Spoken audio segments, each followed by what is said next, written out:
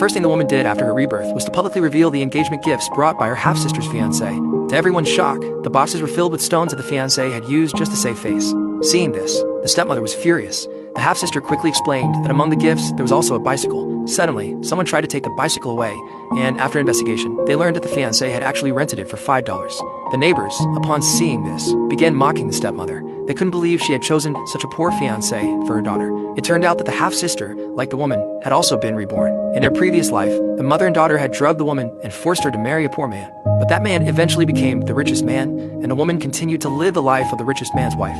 Originally, the half-sister had chosen to marry the son of a factory director. After their marriage, the director and his son were arrested for embezzlement and corruption. She and her mother could only survive by renting street stall. Jealous that the woman was now living better, she grabbed a knife, rushed to the scene, and stabbed her. The woman also grabbed a pair of scissors and stabbed her half-sister.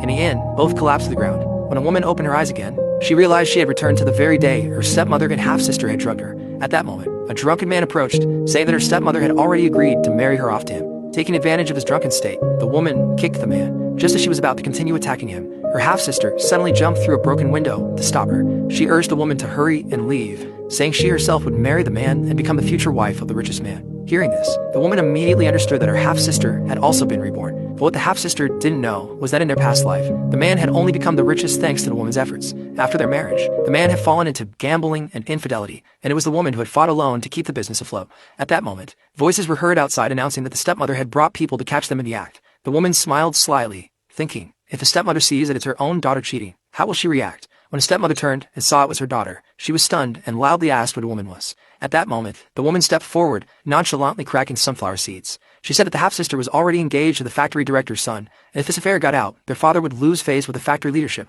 and might even lose his job. The stepmother believed the woman had framed her daughter, but the half-sister admitted she had chosen to marry the man willingly. Her confession caused everyone to point fingers and gossip. The powerless father had no choice but to take them home first. Because she now intended to marry the man, the half-sister broke off her engagement with the factory director's son. Enraged, the father raised his hand to strike her, but she insisted she would only marry this man in this lifetime. The stepmother thought her daughter ached on that. In her heart, she knew the man would one day become the richest, but she couldn't tell anyone she had also been reborn. She could only stick to her decision for her daughter to marry him, leaving the father helpless. To avoid offending the factory director and his son, father begged the woman to marry the director's son in her half-sister's place, promising her a generous dowry. After hearing this, the woman reluctantly agreed. Meanwhile, the director's son was playing billiards with friends. The woman approached to greet him, but he ignored her. The woman pulled off his tie and used it to tie her hair, then made a single strike that cleared all the balls from the table. Seeing her skill, the director's son finally agreed to speak to her. To his great surprise, the first thing the woman said was, "I want to marry you."